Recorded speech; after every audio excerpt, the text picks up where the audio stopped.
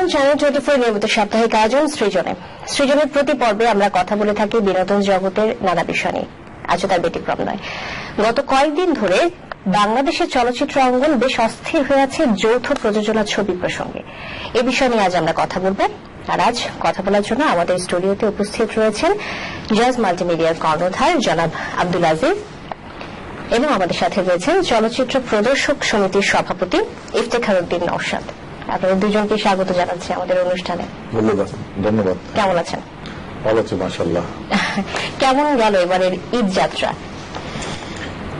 Personally খুব ভালো, ফ্যামিলির সাথে টাইম পাস করলাম, মা ভাই বোন সবাই একসাথে। আর মুভি ভালো, কি বলবো, এটা চলচ্চিত্রের, বাংলাদেশ চলচ্চিত্রের একটা রেকর্ড ব্রেকিং। বাংলা চলচ্চিত্রের শুরু থেকে আজ পর্যন্ত কখনো এরকম সেল হয়নি। কোন মুভি প্রসঙ্গে? এই 10-2 এবং নবাব, দুটো মুভি। আমাদের, আমি তো এতদিন চলচ্চিত্র না, একজন আমার একজন বুকিং করে মাস্টার সাহেব, উনি বলে উনি আছে 40 বছর, 40 বছর ইতিহাসে এরকম সেল কখনো দেখেনি। আচ্ছা, আমাদের সাথে প্রদর্শক সমিতির সভাপতি রয়েছেন, আপনি কি বলবেন এ প্রসঙ্গে? আমি আজিজ ভাইয়ের সাথে একমত। এই দুইটা ছবি খুব ভালো ব্যবসা করছে। এক্সিবিটর, আমি মোশন পিকচার অ্যাসোসিয়েশনের প্রেসিডেন্ট হওয়াতে আমার ফোন কল আসতেছে আমার ঢাকার বাইরেতে যারা সিনেমা হলের মালিকরা ফোন করে বলতেছে যে এরকম সেল তারা পায়নি। আপনারা জানেন অস্থিরতা আমাকে তারা আঘাত করছে।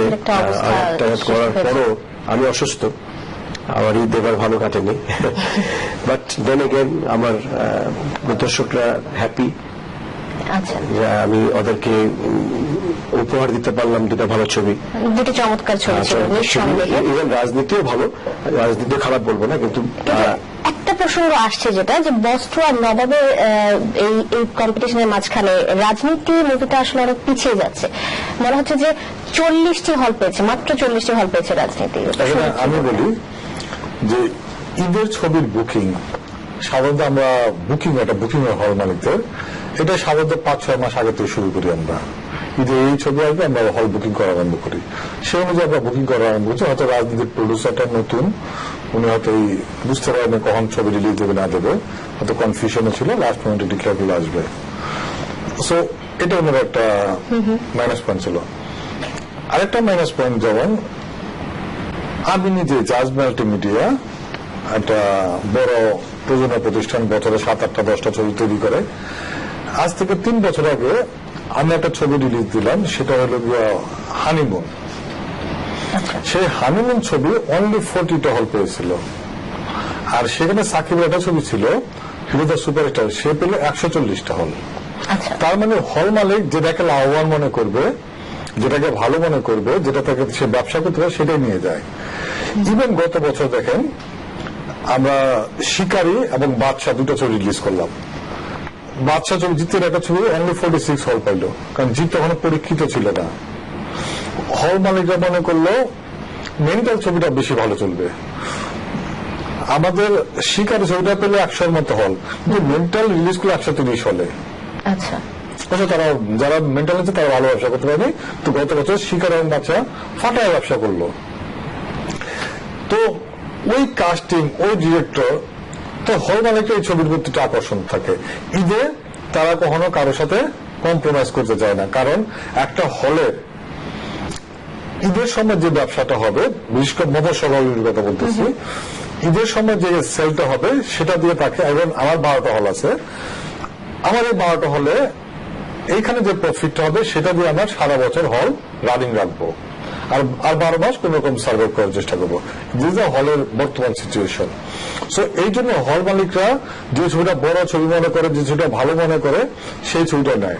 আমি একটা এক্সাম্পল দেখাতে পারি, যেমন কুরবানিতে আমার একটা ছবি আসবে। অনেকে মনে করে রাজনীতি আমার কারণে, যাদের কারণে হল পাইনি, কুরবানিতে আমার একটা ছবি আসবে এবং শিওর 900 তার হলে আমার ছবিটা চালাবে না। আমি 10টার বেশি হল পাবো না। আচ্ছা, এর কারণ কি? কারণটা আমার ছবি অত বড় না, সাকিবের ছবি নেবে, ভালো হিরো ছবি নেবে। রাজনীতি ছবির চলচ্চিত্র প্রযোজক, পরিচালক সবাই দেখাতে যে আপনাকে দায়ী করছেন, দোষী বলছেন। এটা তারা হয়তো প্রযোজক যারা, তারা তো এটা আমার মনে হয় because the producer is my friend, Aziz ভাই যেটা বললো যে সে নতুন ফার্স্ট একটা মুভি নিয়ে আসছে, তো তার কিন্তু অভিজ্ঞতা নাই। আচ্ছা, তাকে নামায় দেওয়া হয়েছে যে ঈদে আসেন, তো সে জানে যে অলরেডি আজিজ সাহেব যে হল অলরেডি বুক করা আছে, কারণ আমরা তো 6 মাস আগে 8 মাস আগে আমরা বুক করে রাখি, মানে এটা অনেকদিন আগে করে রাখতে হয়তো ব্যাপারটা এখনো বুঝে উঠতে যাদের সাথে আমাদের ব্যবসা রেগুলার বেসিসে ব্যবসা, যে যাদের সাথে আমাদের রেগুলার বেসিসে ব্যবসা, তা আমরা তাকে প্রেফারেন্স দিই। ইটস নট দ্যাট রাজনীতি। আমি প্রেস কনফারেন্স আমি ফাটাফাটি কথাবার্তা বললাম যে ভালো ছবি, কিন্তু লোকটা নতুন, তাকে কেউ চেনে না, তো he is new in the trade. I am sure আমি আশফাককে বলবো, প্রডিউসারকে, যে he is made a good movie, তাকে আমি স্বাগত করবো, বলবো যে আপনি গিভ আপ করেন না, আপনি আসেন, আপনাদের মতো প্রডিউসার দরকার আমাদের। ছবি এরকম ভালো ছবি হলে আমাদের ইন্ডাস্ট্রিটা বাঁচবে, তাহলে আমাদের সিনেমা আস্তে আস্তে সব বন্ধ হয়ে যাবে। তো এটা আজিজ সাহেবের যে একটা ইয়ে দিচ্ছে যে মানে উনি হল সব নিয়ে গেছে, ইটস নট ট্রু। আচ্ছা, এটা this is not true. Ashfaq নিজেও জানে এটা। আজিজ ভাইয়ের কাছে আরেকবার আসবো, যে যারা ছবি সুপারস্টার যারা রয়েছেন, শাকিব খান এবং জিৎ রয়েছেন, এদের মধ্যে কে এগিয়েছিল এই ঈদে? কাউকে দুই চ্যানেল রিলিজ হয়েছে সমানে সমান, কেউ কাউকে নাই চারে সমানে সমান একটা কথা আছে। এর জায়গায় হাউসফুল দিচ্ছে, এর হলে হাউসফুল দিচ্ছে। আচ্ছা, সো এখনো এটা আপনার 15 দিন পরে জানা যাবে কে আগে কে পিছিয়ে। এখন পর্যন্ত সমানে। আচ্ছা, মানে এখনো পর্যন্ত বলা যাচ্ছে না যে আসলে কে এগিয়ে গেল, কিন্তু এই সিনেমা দুটি দেখে আসলে আমার ব্যক্তিগতভাবে মনে হয়নি যে এটা পুরোপুরি কি বলবো, যে আমাদের দেশের সিনেমা বলে অনেক জায়গাতেই আমার মনে হচ্ছে না। এই প্রসঙ্গে একটু আসি। যেমন একটা দৃশ্য ছিল, পুলিশের ক্যারেক্টার, পুলিশ একটা রোল প্লে করছে, সেখানে হোয়াইট কালারের ইউনিফর্ম পরা ছিল। বাংলাদেশের পুলিশের ইউনিফর্ম তো হোয়াইট কালার থাকে না, তো এই বিষয়গুলো নিয়ে যদি এই গল্পের তার তৈরি হয়েছে কলকাতার একটা ঘটনাকে কেন্দ্র করে। আচ্ছা, এটা আমরা আসলে বাংলাদেশের একটা ঘটনাকে কেন্দ্র করে তৈরি করতে চেয়েছিলাম, কিন্তু সামহাউ আমাদের অনেক রেস্ট্রিকশন আছে যেটা আমরা করতে পারি না পারার কারণে আমরা গল্পটা কলকাতার একটা ঘটনাকে তৈরি করছি। কিন্তু অনেকে বলে যেমন শুধু কলকাতার ঘটনা, আর্টিস্ট কম। আসলে এটা মানুষ কিংবা যারা বলতেছে তারা, আমি যাদের দোষ দিচ্ছি না, তারা হয়তো মানুষকে চিনতে পারতেছে না। যেমন সেকেন্ড হিরোইন, যে আরেকটা হিরোইন ছিল মেঘলা, সে বাংলাদেশের একটা মেয়ে, কিন্তু তারা সবাই মনে করে সে ইন্ডিয়ার একটা মেয়ে। আসলে মেঘলা মুক্তা বাংলাদেশের একটা মডেল, সে মডেলিং করে। তারপরে অমিত হাসানের যে একটা বোন থাকে কলি, বিশাল ক্যারেক্টার, ও একটা বাংলাদেশের মেয়ে। আমরা লঞ্চ করেছি তাকে ভিলেন হিসাবে, ভিলেন মেয়ে নাই। সো আমরা ভিলেন নিয়ে একটা ক্রিয়েট করছে, সে খুব ভালো পারফরমেন্স করছে, তাকে সবাই ভাবতেছে ইন্ডিয়ান একটা আর্টিস্ট। আসলে বাংলাদেশে অনেক আর্টিস্ট আছে যারা তাকে চিনতে হতো। হিরো বাংলাদেশের, দুই হিরোইনের এক হিরোইন, ছোট হিরোইন হোক, এক হিরোইন তো বাংলাদেশের, ভিলেন দুইজনের ছেলে মেয়ে দুটোই বাংলাদেশ থেকে যাচ্ছে। আসলে বাংলাদেশ থেকে গেলে অনেক সময় দেখা যায় যে চরিত্রটাতে যদি ইন্ডিয়ান কেউ প্রাধান্য পায়, তো যৌথ প্রযোজনার ছবিতে একজন যদি অন্য দেশের মানুষ যদি প্রাধান্য পাচ্ছে, এই জিনিসটা যদি দেখা হয়, তখন সেটাকে কি আমাদের দেশের চলচ্চিত্র বলে অনেকে কি নিতে পারে না? এখানে হিরো সাকিব খান একাই পুরো ছবিতে রোল প্লে করছে, দেখেন বিশাল প্রাধান্য। আরেকটা নায়িকা, দুটো নায়িকা, ওকে, একটা নায়িকা আমরা সুলক্ষীকে নিতে হবে মার্কেট ভ্যালু কিংবা জয়েন্ট ভেঞ্চার কারণে বলে তা নিচ্ছে। আরেকটা নায়িকা বাংলাদেশ থেকে গেল। ভদ্র ভিলেন আছে যারা গুটিবাজি করতেছে মিনিস্টার লেভেলে, তারা ইন্ডিয়াতে আসলো।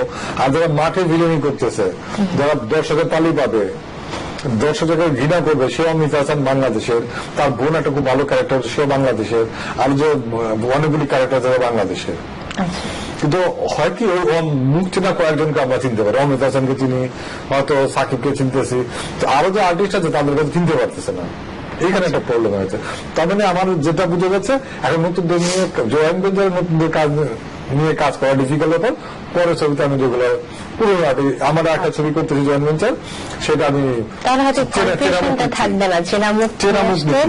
তবে আমি যদি চেনামুখ নিয়ে কাজ করি, এরকম বড় ছবিতে আর্টিস্ট বের হবে কি হবে, বড় ছবির সাথে বড় বড় সুপারস্টারের সাথে আপনি নতুন একটা মুখ দিতে পারেন। ছবি হিট, আর্টিস্টের হিট, ছবি ইন্ডাস্ট্রি চলে আর্টিস্টের উপরে। আচ্ছা, হ্যাঁ, আপনার আর্টিস্ট আমি নতুন একটা মেয়ে ঢুকে দিলাম, মেয়েটা হিট হয়ে বেরিয়ে গেলো, নবাব বিশাল একটা হিট ছবি, সাথে মেঘলা মুক্তা হিট হলো, সবাই কিন্তু ওই মেয়েটাকে দেখলো, মেয়েটা হিট হয়ে বেরিয়ে গেল। আমাকে তো এইভাবে তো নায়িকা নায়ক কিংবা ক্যারেক্টার বের করতে হবে। তো এখন বুঝলাম এটা আমি ভুল থিওরিতে আছি, বাট আমি মনে করি আমার থিওরিটা রাইট। আচ্ছা আচ্ছা, যৌথ প্রযোজনার ছবিতে প্রদর্শক সমিতির অবস্থানটা শুনতে চাই। যৌথ প্রযোজনার ছবি যদি ভালো হয় তাহলে আমরা তো ওয়েলকাম করি, কারণ যৌথ প্রযোজনার ছবিতে দর্শকদের একটা থাকে, চাহিদা থাকে, তারা বাইরের শুটিং হয়, পয়সা অনেক বেশি আপনার এক্সপেন্সেস আপনার হয়, ছবির পিছনে খরচ করা হয়, আর গ্ল্যামারটা বেশি থাকে। আচ্ছা, তো এটার জন্য আপনার যৌথ প্রযোজনার ছবি আপনার কিন্তু মানুষ কিন্তু পছন্দ করে। এই যে আপনার যে কথাটা আজিজ ভাই বললো, যে আপনি বলতেছেন আর্টিস্ট আজকে দেখেন, আমি দুটো কথা বলি আপনাকে। আমি শুধু চেয়েছি তোমায়, এই ছবিতে আপনার মিশা সওদাগর অনলি অ্যান্ড ডন, এই দুজন ছাড়া কিন্তু কেউ ছিল না। আমি মনে করতেছি যে এই ঈদে পরিকল্পিতভাবে তারা এই দুইটা ছবির এগেইনস্টে তারা ফাইট করেছে আননেসেসারিলি।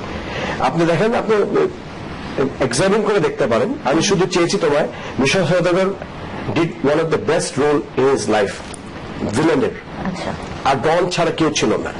তারপর রিয়াজের ছবি আপনার মনের মাঝে তুমি, এই ছবিতে পূর্ণিমা আর রিয়াজ ছাড়া কেউ ছিল না।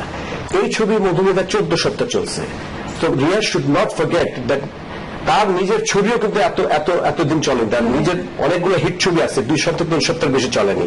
সো রিয়াজের কিন্তু অনেক কন্ট্রিবিউশন আছে মধুমিতা, বিকজ আমাদের ডলবি থিয়েটার এই ছবিটা ফ্লপ ছবি আমরা হিট করে দিলাম। তো he should be grateful to joint venture movies. Say joint venture ছবির এগেইনস্টে আননেসেসারিলি মানে আন্দোলন করতেছে। এখন তো রিয়াজ ইজ রিটায়ার্ড নাও, এই সময় কেন সে এই করতেছে, তার নিজেরই প্রশ্ন করা উচিত নিজে, যে আমি শুধু চেয়েছি না। আপনি যেটা বললেন, রিয়াজের ছবিতে কয়জন আর্টিস্ট ছিল, পূর্ণিমা সে ছাড়া তো কেউ ছিল না। তারাও যে খুব এগেইনস্টে কথা বলছে ব্যাপারটা ঠিক তা না, তারা হয়তো যে মেকিং এর দিকটা নিয়ে একটু কথা বলছে, যে জয়েন্ট ভেঞ্চার। আমি বলি, আপনাদের সাথে ক্লিয়ার করি, অনুযায়ী বলিনি, আন্দোলনটা আসলে এই নবাব এবং বস্তু জয়েন্ট ভেঞ্চার এটা না, আন্দোলনের পিছনে একটা আন্দোলন ছিল। সবকিছুর পিছনে একটা ইতিহাস থাকে, গল্প থাকে। সেই গল্পটা আমি কখনো কোথাও বলিনি, আজকে বলি। আমাকে একজন গুরুত্বপূর্ণ লোক, উনি আমাকে রিকোয়েস্ট করলো, আপনি একটা ছবি রিলিজ দেন, দুটো না, তাহলে আমাদের কোনো আপত্তি নেই। তো আমার সাথে যে আসতো, বসতো, আমার অফিসে বলতো, ভালো করে সবাই নেতারা আসতো, কিন্তু সিনিয়র আসতো, যদি রিকোয়েস্ট হতো অবশ্যই মাইনে দিতাম, আমি একটা ছবি পরে রিলিজ করতে পারতাম। যারা আন্দোলন করে ভাবছে যে আমার একটা ছবি প্রিভিউ কমিটি পাস করলো, আর টাটকা রাখলো, রেখে দিচ্ছে না, একটা ছবি আসলে একটা ছবি কেন আসবে? এই আন্দোলন এক নেতা গুড ফর নাথিং আছে, তার একটা ছবি আছে, তার ছবিটা দিতে তাহলে, যার যদি একটা ছবি রিলিজ দেয় তাহলে সে হল পাবে, সে অনেক ভালো ছবি করছে। কিন্তু গুড ফর নাথিং কেন বুঝে না যে শুধু ছবি বানাইলে ঈদে চলতে পারে না, আরো অনেক কিছু দরকার। ঈদের চালানোর জন্য ঈদের ছবি লাগে। আচ্ছা, বিশাল ক্যানভাস লাগবে, বিশাল অ্যারেঞ্জমেন্ট লাগবে, বিশাল বাজেট লাগবে, অনেক বড় প্রতিযোগিতা করতে হবে, অনেক গুডউইল লাগবে, হিরোর গুডউইল লাগবে, ডিরেক্টরের গুডউইল লাগবে, প্রডিউসারের গুডউইল লাগবে, সব গুডউইল একসাথে কাজ করে ঈদের ছবি তৈরি হয়। জি, ভুল ধারণা ছিল। এই প্রসঙ্গে আমরা আবারও আসবো, একটা ছোট্ট বিরতি। আপনি বিরতির আগে বলছিলেন একটা কথা প্রসঙ্গে, যে গুড ফর নাথিং, এই কথাটা প্রায় সময় আপনি বলে থাকেন, এখন কাকে উদ্দেশ্য করে আসলে বলছেন, কাকে ঘিরে ঘটনাগুলো ঘটে, একটু শুনে দিন। এটা কাউকে উদ্দেশ্য করে না, যারা কিছু কিছু মানুষ আছে হয়তো বা যারা গুড বাট কিছুই করতে পারতেছে না, কিছু তাদের না, আপনি অনেক সময় স্ট্রেট ফরওয়ার্ড বলে ফেলেন। যাক, আমি এখন আর পুরনো কথা টানতে চাচ্ছি না, পুরনো জিনিসে তর্কে বিতর্ক দিতে চাচ্ছি না। আমি মনে করি সবার মিলে বসে এখন কিভাবে চলচ্চিত্র ইন্ডাস্ট্রি ভালো করে যায়, আগায় নেওয়া যায়, এদিকে আমাদের মনোযোগ দেওয়া উচিত। একটু পেছনে ফিরে যাই আমরা। বাংলা চলচ্চিত্রের এই যৌথ প্রযোজনার ছবিগুলো নিয়ে দেখা যায় যে চলচ্চিত্র ঐক্য জোটের সাথে বেশ একটা ঝামেলা সৃষ্টি যে হয়েছে, যে দ্বন্দ্ব হয়েছে। আমরা মনে করছি যে এটা বাংলা চলচ্চিত্রের জন্য একটা অশনি সংকেত বলা যায়। আপনি এটাকে কিভাবে দেখেন? না, আমি তো মনে করি আমরা একটা পরিবার, তাই না? আমরা এই যারা চান্স পাচ্ছে না এখন যৌথ প্রযোজনা, তারাই কিন্তু এই ঝামেলাগুলো করতেছে। এদেরকে আবার যদি আমরা নিয়ে নেই যৌথ প্রযোজনা, আমার মনে হয় ডেফিনেটলি আসিফ ভাইয়ের সাথে তাদের কোনো ঝামেলা আছে, তো ওই ঝামেলা চলে যাক। এটা সুযোগ, আমি তো একা সবাইকে সুযোগ দিতে পারছি না। আমার এটা সাকিব খান করতেছে, রোশান করতেছে, তারপরে আরবিন শুভ করতেছে, হিরোইন ফারিয়া করতেছে, মিম করতেছে, আর নতুন মেয়ে আসে সে করতেছে, পূজা করতেছে, আবার ক্যারেক্টার আর্টিস্ট ওরা করছে। আমি তো ইন্ডাস্ট্রি সবাইকে একটা প্রোডাকশনে সবাইকে নিয়ে কাজ করতে পারে না, তো আর প্রোডাকশন আছে তারা কাজ করুক। দেখা যাচ্ছে ঘুরে ফিরে আসলে একই আর্টিস্ট আসছেন, তো নতুন নতুন আর্টিস্ট আসলে লঞ্চ করতেছে। পূজাকে লঞ্চ করলাম, রোশানকে লঞ্চ করলাম, রোশানের যৌথ প্রযোজনা ছবি মাধ্যমে লঞ্চ হয়েছে, ওইখানে পরিমণি আর রোশান হিরো ছিল। নতুন নতুন নতুন একটা ফেস লাগবে, একটা হিরো বললে আপনি পেয়ে যাবেন না।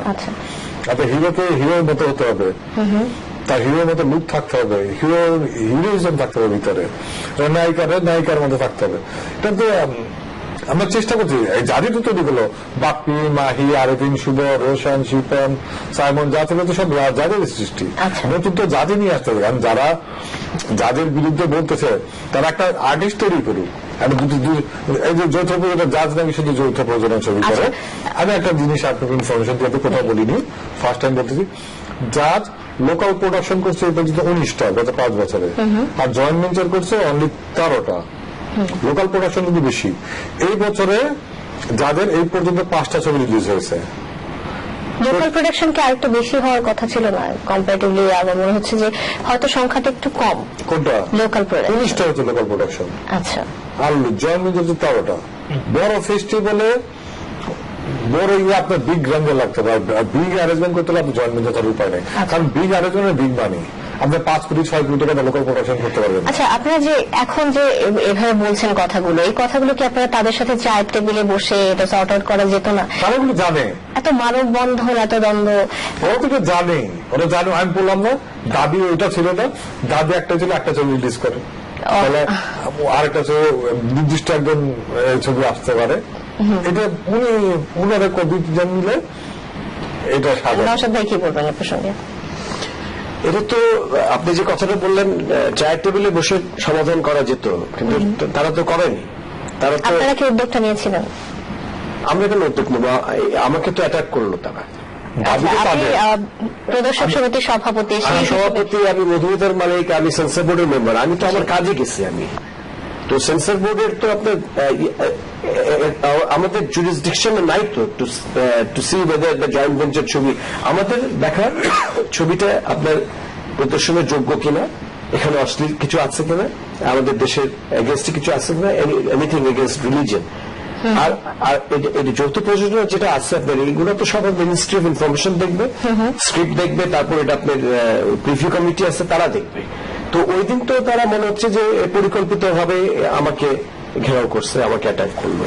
এটা খুব, এটা তো খুবই মানে বাজে কাজ করছে। আমি আমি আমি ডিউ রেসপেক্ট আমি ফারুক ভাইকে বলবো, আলমগীর ভাইকে বলবো, তারা কিন্তু কোনো টিভি শোতে কিন্তু নিন্দা করেনি, কিন্তু তারা বলেনি যে আমার নাম নিয়ে সংযোগ প্রোগ্রামে উনি আমাকে ডাকছিল, আমি যাই না। আমি কিন্তু টিভি প্রোগ্রাম আমি অ্যাভয়েড করছি ফর রিজন, কারা আছে, কে ভালো লোক থাকলে আমি যাই না, আমি যাবো না। আমার ফ্যামিলি থেকে মানা আছে করার, কিন্তু ওনাদের তো বলা উচিত ছিল, একবারও তো বলো। ওনারা বলছে, আমি বলছি কোথায়, আমি তো শুনি। উনি যে আমার বড় ভাইয়ের নামে ফারুক ভাই, আমার বড় ভাই মারা যাওয়ার পর ফারুক আমাকে বলছে যে আমাদের ছবিতে অভিনয় করছে, আলমগীর অভিনয় করছে।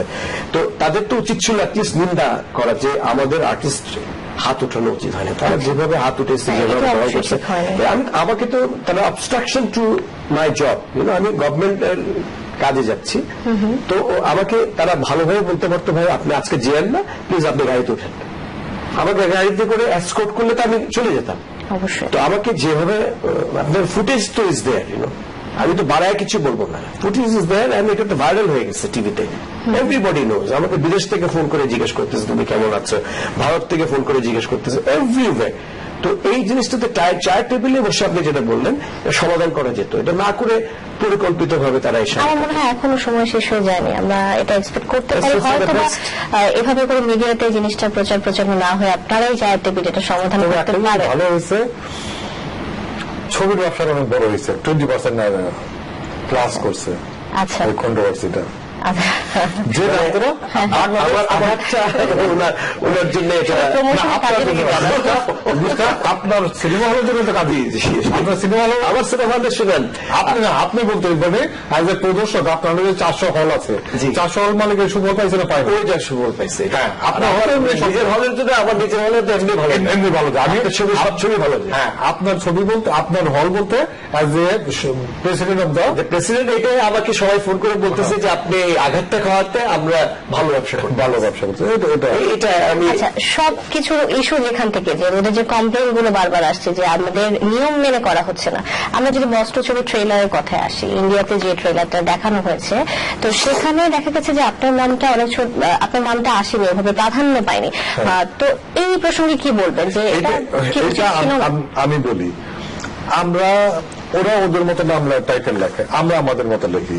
আমি একবার একটা ছবিতে ইন্ডিয়ান ডিরেক্টর নাম লিখিনি, তারপর আমার এটা কমপ্লেন করা হয়েছে তুমি লেখো না এই কোনো আমাদের বাংলাদেশের কোন একটা সমিতি, তারপর আমি লিখতে বাধ্য হই। আমরা কিন্তু ইন্ডিয়ান প্রডিউসারের নাম লিখি না, ওরা আমাদের নাম লেখে না, আমরা ওদের নাম লিখি। লেখাটা অতটা নেসেসারি সেটা আমি বলবো না, কিন্তু নিয়ম মেনে আসলে কি করা হচ্ছে যে সমান সমান যে একটা ব্যাপার সমান সমান এটা আছে, এটা নিয়ম মতো আছে, আচ্ছা এটা নিয়ম মতো অবশ্যই আছে। আচ্ছা, কমিটি এটা তো নাম আমি নামটাকে প্রাধান্য দেই না কেন, আপনার তো ফার্স্ট জয়েন্ট ভেঞ্চার করছে দূরদেশের মধ্যে তো এতে সময় নাম তো ইন্ডিয়াতে দেখায় না, ওখানে তো আমরা সরকারের নাম দেখেছি, তা আমরা তো এটা নিয়ে কোনো কমপ্লেন করিনি।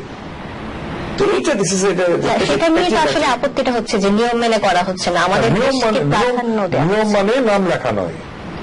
আচ্ছা আবার যেমন একটা জাকির হোসেন রাজু আমার একটা ছবি করলো নিয়তি, এটা এখানে লেখছে ওই দেশে এই দেশে দুই দেশে লেখছে কোন ইন্ডিয়ান ডিরেক্টর নামই লেখেনি, এরকম হইতে পারে। আচ্ছা রিসেন্টলি শাকিব খান এবং আপনাকে নিষিদ্ধ ঘোষণা করা হয়েছে। এটা আমার কিছু বলার নেই, এটা আমি কি বলবো এখন। ওরা তো আমার ফ্যামিলিতে ফার্স্টে বলছে যে তুমি সিনেমা তৈরি করে না। এখন এই মুহূর্তে নিয়ে আছে কিছু হল মালিক আমার অনেকদিন আগে আসবে, 1 থেকে 1.5 বছর আগে বলে গেছে যার যদি ছবি বানানো বন্ধ করে তা আমাদের 6 মাস আগে বলুন। কেন কত আমরা হল আর চালু রাখবো না। এখন দেখেন বছরে একটা ভালো যে কন্টেন্ট গুলো হচ্ছে জ্যাজ ব্যান্ডগুলো কিন্তু তৈরি করছে। এর ভিতরে গত বছর যে 4টা ছবি হিট, এর ভিতরে 3টা ছবি জ্যাজ ব্যান্ড ইন্ডিয়ান, এবারে আয়নাবাজিটা ছাড়া যাদের ছবিগুলো মানুষ এটা একটা গুড উইল তৈরি হয়েছে, মানুষের দর্শকের একটা ভালোবাসা কনফিডেন্ট, যাদের ছবি থেকে আমরা একটা ভালো জিনিস দেখতে পাবো, একটা চকচকে স্ক্রিন পাবো, ভালো সাউন্ড পাবো, ভালো লোকেশন পাবো, হ্যাঁ একটা প্যাকেজ দেখতে পাবো, একটা চোখের শান্তিটা পাবো, এটা দর্শকের একটা। আমি অ্যাড করতেছি, আনন্দ জলিলও কিন্তু শুরু করছিল, হ্যাঁ এটা উদ্যোগ নিয়েছিল, করে সে স্টপ হয়ে গেছে, but Aziz is still going, you know it means what, উনি ছবি ভালোবাসেন, উনি চাচ্ছেন যে দর্শকদেরকে ভালো প্রোগ্রাম দেন, হলকে বাঁচিয়ে রাখুন। আমি চিন্তা করি যে আজিজ ভাইয়ের অবদান আর শাকিব খানের অবদান অনেক, এই দুজনকে ব্যান করা মানে বাংলাদেশের ইন্ডাস্ট্রিকে বন্ধ করে দেওয়া। আমরা আশা করি এই ধরনের ঘটনা থেকে বা এই ধরনের ঘটনা আর ঘটবে না এবং এখান থেকে আমরা ফিরে আসতে পারবো। একটা ছোট্ট বিরতি নিয়ে আসবো, আবারও ফিরলাম সৃজনে। আচ্ছা আজিজ ভাই, আপনার সাথে কথা বলছিলাম যে বিষয়টা নিয়ে, যে শুরু থেকে আসলে জাজের প্রতি সবার একটা টার্গেট ছিল বা একটা কমপ্লেন চলে আসছে শুরু থেকেই যে জাজ নিয়ম মেনে কাজ করছে না। সবকিছু ঊর্ধ্বে যদি আমরা যাই, হ্যাঁ জাজ ভালো কাজ করছে, জাজ মাল্টিমিডিয়া একটা ব্র্যান্ড বলা যায়, কিন্তু তারপরও সবকিছুর ঊর্ধ্বে যদি আমরা বলি যে নিয়ম মেনে কাজ করাটাই কি আসল কথা না? নিয়ম কি নিয়ম, শুধু বলে নিয়ম মানছি না, কি নিয়মটা মানতেছি না। যখন লোকাল প্রোডাকশন করছি দেখবেন আমার দেশাদার লিডার বা লোকাল প্রোডাকশন ছিল, তখন অন্য শুনে তারা আন্দোলন করছে, রিলিজ করতে দেবে না, তখন আমার আবার ব্যান করছিল, এই করছিল, ভালোবাসা রঙের সময় আরো করা হয়েছিল এরকম। হ্যাঁ দেশাদার লিডার, তখন জন্মতে কোনো ছবি ছিল না, লোকাল প্রোডাকশন দেশপ্রেমের একটা ছবি, ভালো ছবি, এবং 4টা অ্যাওয়ার্ড ন্যাশনাল অ্যাওয়ার্ড উইনার ছবি, ওই ছবিটাকে রিলিজ করতে দেবে না, এটা একটা আন্দোলন হয়েছে। আচ্ছা ওই আগে একবার ভালোবাসা রং যন্ত্রটি করি একটা কি আপনি দেখবেন, আমাকে একজন জিজ্ঞেস করলো যে আপনি যে রাইট ট্র্যাকে আছেন আপনি কিভাবে বুঝবেন? যখন দেখবেন মানুষ আপনার কাজে বাধা দেবে তখন আপনি মনে করবেন আপনি ঠিক কাজটা করতেছেন। আপনি ভুল করলে মানুষ কখন আপনাকে বাধা দেবে। আপনি বলতে চাচ্ছেন যে যেভাবে জাজ আগাচ্ছে সেটা সম্পূর্ণ ঠিক রয়েছে, ঠিক হতে আগাচ্ছে আছে, এবং মানুষ যে বাধা দিচ্ছে তার মানে কি আমি ভালো করতেছি, ভালো ভালো রাস্তায় আছি। আমি যদি ভুল পথে যাই, মানুষ আমাকে বাধা দেবে না, মানুষ আমাকে হেল্প করবে, যাতায়াত করো। আচ্ছা সো আমি তো বুঝে নিচ্ছি যে আমি ঠিক ট্র্যাকে আছি। ভাইয়া, আপনি তো অনেক দিন ধরে রয়েছেন এই চলচ্চিত্রের সাথে এবং জাজের সাথে, তো এই নিয়ম ভাঙার বিষয়টাকে আপনি কিভাবে বলবেন? নিয়ম ভাঙা তো আপনার মিনিস্ট্রি আছে এখানে, তাই না? আপনার প্রিভিউ কমিটি আছে, মিনিস্ট্রি আছে। যদি উনি যদি নিয়ম ভেঙে থাকেন, তো ওখানে তো অবজেকশনটা দিবে, তাই না? গভর্নমেন্ট একটা নীতিমালা করে রাখছে, তো নীতিমালা হিসাবে তো উনি আসতেছেন। আর নীতিমালা যদি উনি না মানে, তো ওই ছবি তো সেন্সারেই আসবে না। আচ্ছা, আর তারা কি নিয়ম মেনে আগাচ্ছে? যদি কমপ্লেইনও থাকে, সেই নিয়মটা মেনেই কি তারা আগাচ্ছে? আমি তো বলি 100% মানতেছেন, কেউ মানতেছে না, তাই না? কিন্তু যেটা যতটুকু মানার, ততটুকু আমার মনে হয় উনি মেনে চলছেন না, আমি যেটা মনে করি। আমরা বিভিন্ন জায়গা থেকে শুনছি যে পরিচালক, প্রযোজক আর শিল্পী মিলে সব মোট 6 জনকে জাজ মাল্টিমিডিয়া নিষিদ্ধ করতে যাচ্ছে, কথাটা কি সত্যি? না, জাজ মাল্টিমিডিয়া কাউকে নিষিদ্ধ করার রাইট রাখে না। আচ্ছা, জাজের সাথে কাজ করতে পারবে না এরকম কিছু? এটা আমার ব্যক্তি স্বাধীনতা, আমার প্রতিষ্ঠান, আমি কাকে নিয়ে কাজ করব না করব, এই মুক্তবাজার অর্থনীতি এবং আমার একটা মৌলিক অধিকার, নাগরিক অধিকার। আমি কাকে নিয়ে কাজ করবো, আপনাকে নেব না, তাকে নেব, যাকে আমি ভালো মনে করবো তাকেই নেব। বাট ইন্ডাস্ট্রিতে নিষিদ্ধ করা তো আমি কিনা, নিষিদ্ধ খেলাটা ভালো না। আচ্ছা, এটা খারাপ জিনিস। আচ্ছা, ঈদের আগে ডিপজল এবং প্রযোজক খোরশেদ আলম খসরুর সিনেমা হল থেকে মেশিন সরিয়ে নিয়েছে জাজ। আচ্ছা, ডিপজল সাহেব ঘোষণা দিল উনি আমার বিরুদ্ধে আন্দোলন করলো এবং উনি 100 হলে প্রজেক্টর দেবে। তা আমি উনাকে বললাম, আপনি 100 আমার প্রজেক্টর নামায় দিলে উনি 100 হল প্রজেক্টর দেবে। আমি ঘোষণা দিলাম, উনি যদি 100 প্রজেক্টর দেন, হল মালিককে নামাইতে পারে, আমার প্রজেক্টর আমি নিজে নামায় নিয়ে আসবো। উনি বারবার এইসব বিক্রি আছে, 200 হল ডিজিটাল করবো, 100 হল ডিজিটাল করবো। আপনি যে বারবার বলেন ভাগ আসে তা তো হবে না, ভাগ একবার সত্যি আসে, গল্পটা সেরকমের। তো আমি এবার বললাম, আচ্ছা 100 না, আগে আপনার নিজের হলটা আপনি নিজে ডিজিটাল করেন। আমার প্রজেক্টর আমি অফ করলাম, উনি কিন্তু নিজের হলটা ডিজিটাল করে না। আচ্ছা, অথচ বলাই মানুষের 100 হল ডিজিটাল করবো। খসরু সাহেব একই কাহিনী, ডিজিটাল না, এই করো ওই করো। ঠিক আছে ভাই, আমার মেশিন যখন ডিজিটাল না, তা আপনি নিজের হল নিজে ডিজিটাল করে না কেন? উনি তো আন্দোলনের বিপক্ষে যাদের সব, ওই যে উনাকেই বলছে একবার যে আপনারা নিজের হল ডিজিটাল করেন না কেন? উনাকে একটা টিভি প্রোগ্রাম, এই টিনের প্রোগ্রাম, উনাকে বলতেছে ডিজিটাল করে। আর তুমি যে আরেকজন নিজের হলটাকে ডিজিটাল করো, আমার মেশিনটা দুটো অর্থ সরাই নিয়েছি, সরিয়ে নিয়েছিলেন। তারপর কি তারা ডিজিটাল করেছিল? তার পরবর্তী না, যদি করলে তাহলে নতুন ছবি চালাতে পারতো। যেহেতু ডিজিটাল করতে পারেনি, তারা ছবি চালাতে পারছে না। আপনাদের আসলে কি স্টেপটা নেওয়া উচিত এখন, যদি আপনার এই ঘটনাকে থামাতে চান, যদি এটা সমাপ্তি চান, সবকিছু সুন্দর একটা পরিণতি চান, তাহলে কিভাবে নেওয়া উচিত বলে আপনার মনে হয়? গন্ডগোলটা তো আপনার ভাইরাল হয়ে গেছে, আমি বললাম আপনাকে, ইউটিউবে বলেন, সব জায়গায়। হাই টাইম যে আমাদের ফিল্মের যারা সিনিয়ররা আছে, যেমন আপনি কবরী ম্যাডাম, তাদের কাছ থেকে সরে গেছেন, উনি অ্যানাউন্স করে সরে গেছেন। তা আমি মনে করি যারা সিনিয়ররা আছে, সরতে বলবো না, যে আপনারা তাদেরকে বুঝায় they must come and apologize to me, sorry বললে তো আপনার I think it's a big thing. আচ্ছা, আর সরি না বললে তাহলে তো we have to proceed otherwise। আদিস ভাই কি বলবেন, কি এক্সপেক্ট করছেন বা কি উদ্যোগ নিতে চাচ্ছেন?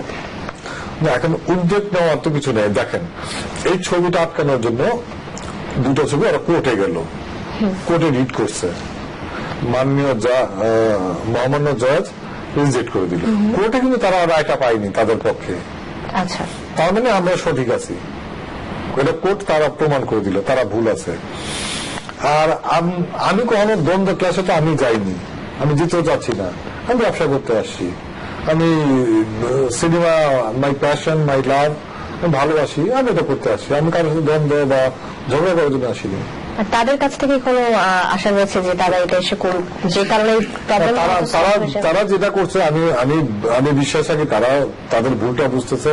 আসলে কি এইখানে 2-3 লোক সবাইকে ভুল বুঝায় রাখতেছে। প্রবলেম ইজ দ্যাট তাদের নিজের স্বার্থের জন্য 3 লোক সবাইকে ব্যবহার করতেছে।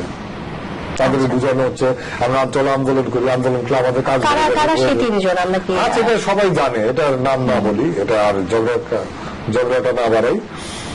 তাদেরকে বুঝাচ্ছে সবাইকে যে এটা বন্ধ করতে পারলে আমাদের ইন্ডাস্ট্রি বড় হয়ে যাবে, আমরা কাজও পাবো, সবকিছু পাবো। আসলে না, যদি দুটো ছবি রিলিজ না হতো আরো 40টা 50 হল বন্ধ হয়ে যেত। ব্যবসা ঈদের ছবি হল ব্যবসা করতে না পারলে হল বন্ধ হয়ে যাবে। এই ঈদ দিয়ে তারা সার্ভাইভ করে, এটা অনেকটা মৌসুমী ব্যবসার মতো হয়ে গেছে। ঈদ দিয়ে তাকে সার্ভাইভ করতে হবে আর কি বছরের জন্য। তাহলে এটা তারা আসলে চরিত্র ধ্বংস করার জন্য করছে, এবং তাদের সাথে যারা আছে তাদেরকে আপনি বলবো, আপনি বুঝেন, ঠান্ডা মাথায় চিন্তা করেন। আচ্ছা, এই 50 হল বন্ধ হলে কি হবে?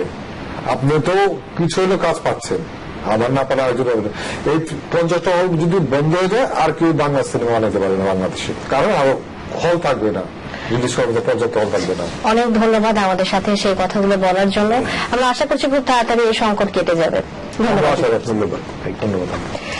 দর্শক, দেখতে দেখতে সময় শেষ হয়ে গেল। আমরা